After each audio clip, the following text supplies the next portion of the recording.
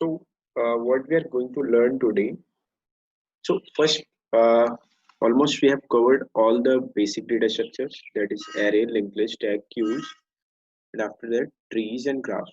Okay, we have covered means almost every important topics in these basic data structures. So now we are slightly moving to our algorithm part, and the first topic what comes in the algorithm part, that is my most favorite topic, that is recursion. And what recursion is according to me, can somebody tell what a recursion? We all know that if a function calls itself, it's called recursion. Okay, so today we'll be talking about the advantages of the recursion. So in the recursion we all know. Okay, just let me share my screen first. So uh, what I was talking about, I was talking about the recursion. So we all know that recursion consists of two things. That the first thing is the base case, or the second is the in which we divide our problem in the smaller parts. So where we use recursion, can somebody tell where do need we do need recursion?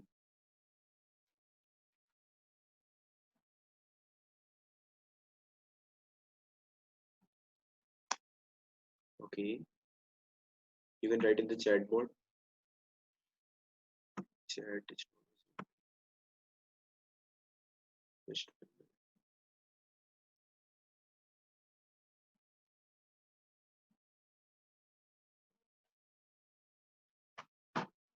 okay, now it is fine.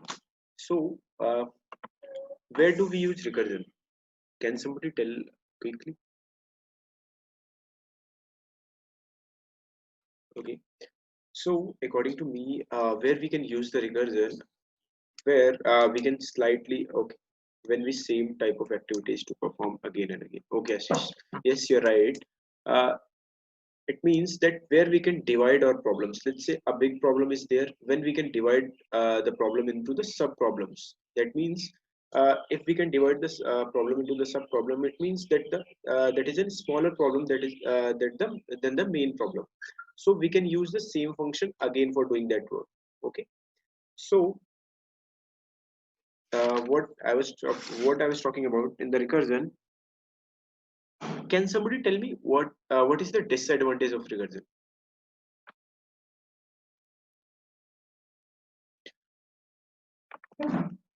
Okay, we'll be discussing that into some example. Okay, space complexity. Yes, it can be space complexity. Uses stack. Yes, many call leads to stack overflow. Yes, stack overflow. Smith, what is the reason behind the stack overflow? When we when we write some base cases, uh, let's say we have written some base cases, and we are calling our function, and in some cases that base case is not bounding, and our function call is infinite. In that case, when we get stack overflow, it means that if we are getting the stack overflow, we have not written our base case correctly. Okay, and as Shrey said that it uses stacks. Yes, space complexity can be the disadvantage, as well as, let's say, okay, we'll be discussing that in the upcoming questions. Let's discuss about something, what is types of recursion. The first thing is that when I was in your position, what I've learned, the direct recursion and the indirect recursion. I don't know how many of you know about this with it. Sorry, yes, direct recursion and indirect recursion. Yes, let's see what a direct recursion is. When a function calls itself is called the direct recursion. Let's say there is a function, name, let's say f1, and inside that f1, it is calling, let's say f1 again. And what is indirect recursion? Let's say there are two functions f1 and f2, and f1 is calling f2 and f2 is calling the f1. It means there is a recursion, but that is not a direct recursion. That will be an indirect recursion. Okay. Let's take some example. Let's say some simple examples of the recursion. Okay. Yeah. Then we'll be discussing. Let's say I want to print a number from 1 to 10. Okay, so how can I print a number from 1 to 10 using recursion? So I'll be creating a function, let's say function, let's name it function, and calling, I'm passing 10 through it. Okay, just okay, I'm passing 10 through it, and I'm saying this using this, what is the use of this function, that print this 10, print from 1 to 10. Okay, so if this function, how I'm going to design this function, it means if 10 is being passed, so what I'm saying, that if I want to, if I want to just a minute, I think. Okay, so what I'm discussing, if I want to print from 1 to 10, how can I print from 1 to 10? Let's say I'm saying C out, let's say I'm saying print the passing numbers, so it will print 10 here, and I want to say before printing 10 print 9, and I want means print 9, and before printing 9 print 8. So how I'm going to do, I'm going to say before printing these things, let's say before printing this number, what you need to do, you call that function again and print num minus 1. Okay, so if I run this function, how it is, what it is going to show means, it will what it will do, it will it will try to print 10, but before that it will call for 9, and before 9 it will call for 8, means it will keep on calling up to infinite, because minus infinity, because you have not written any base case. So what I'm going to do this, and up to, if my number reaches to 1, let's say my number reaches to 1, or it reaches to minus, less than minus 1, so what you need to do in that case, you just do not do, you return from there, and just keep and print that number, let's say that is greater than 1, let's say that is equal to 1. So we have printed our number, so 1 2 3 4 5 6 7 10. Let's say we have passed 5 here, so it will be now 5, 1 2 3 4 5. So how the stack is being created at the memory, let's discuss about it first. So the 5 is here, and 5 is being passed to this function, and it is saying if number is less than 1, no, number is not less than 1, so it is saying call that function for 4, f of 4, because in num we are having 5.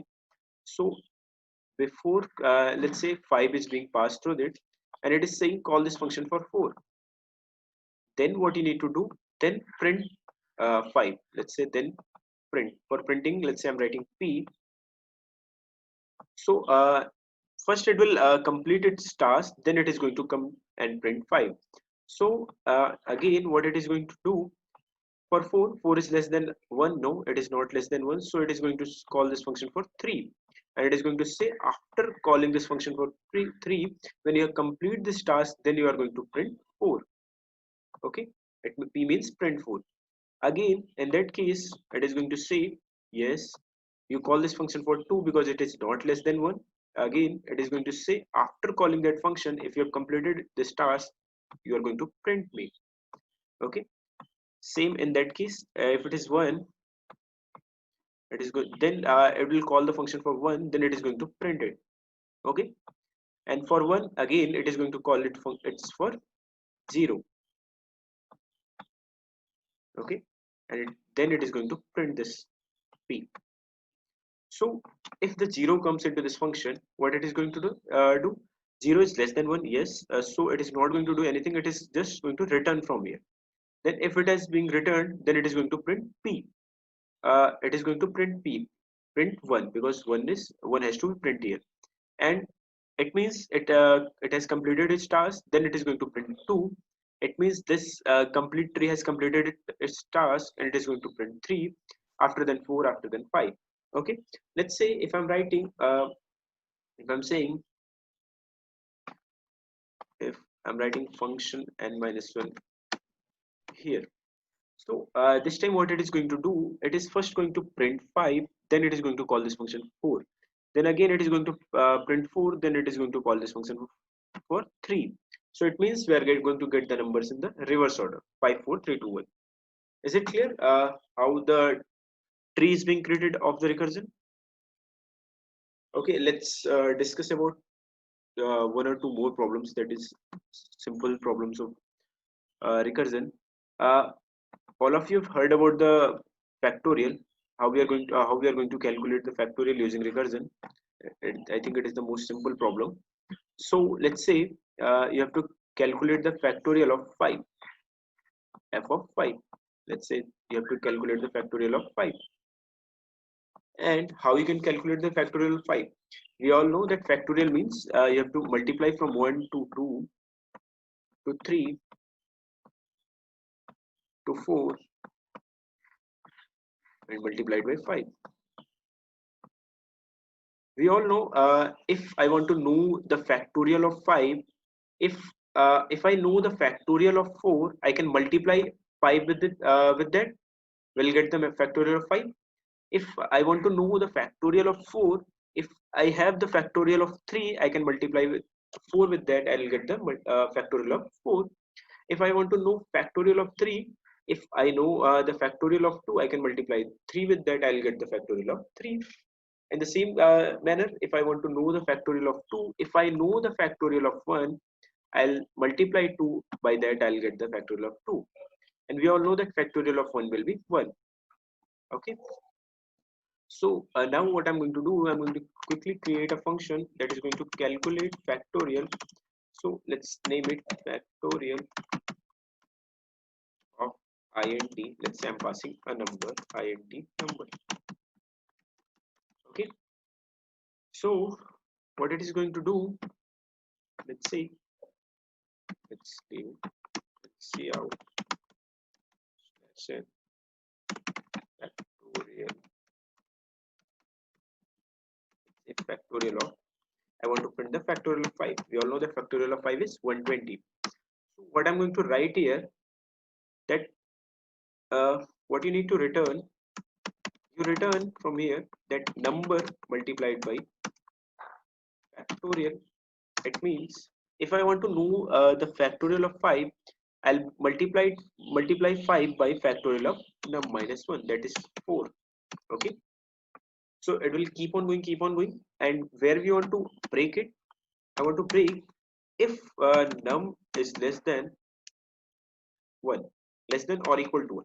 In that case, what you have to return? You have to return 1. Return 1, because if it is equal to 1, it means if the number comes equal to 1, you return 1, and if the function call will be from 2, then you have to multiply 2 by 1.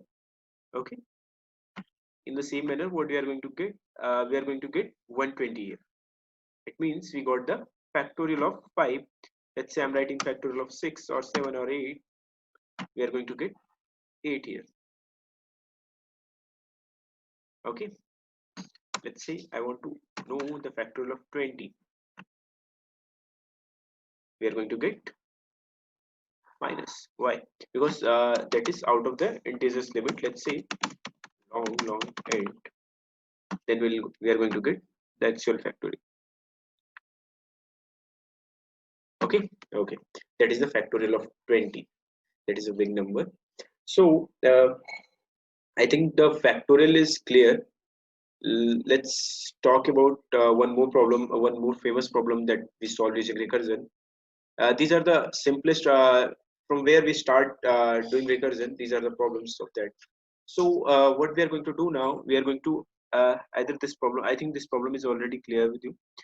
Is there anyone who is having any doubt with this problem or the factorial problem or anything regarding the recursion, the basic recursion? The recursion consists of two things. We have already discussed that. The first thing is the base case, and the second thing is that you have to divide your problem into the sub problem. And for sub problem, you call the same function, and this will come under the direct recursion. Okay. And one more thing is there, that a tailed recursion and a non-tailed recursion. What a tailed and non-tailed recursion is? The tailed, we have already discussed this question, that in this case we are getting the number in the reverse order. So tailed recursion says that you first perform what the operations are, and then if you are calling the function at the last, then it will be the tailed recursion. Let's say if I was calling this function at the front, at the upside, and after calling that function I'm performing my operations, it means it will be a non-tailed recursion. Okay, so this is the difference between tailed and non-tailed recursion. Okay, uh, do anybody is having any doubt up to here? If not, we can move to our next topic. Next question. Come again, tailed and non-tailed. Okay, what a tailed and non-tailed recursion? Let's say what is here we have written.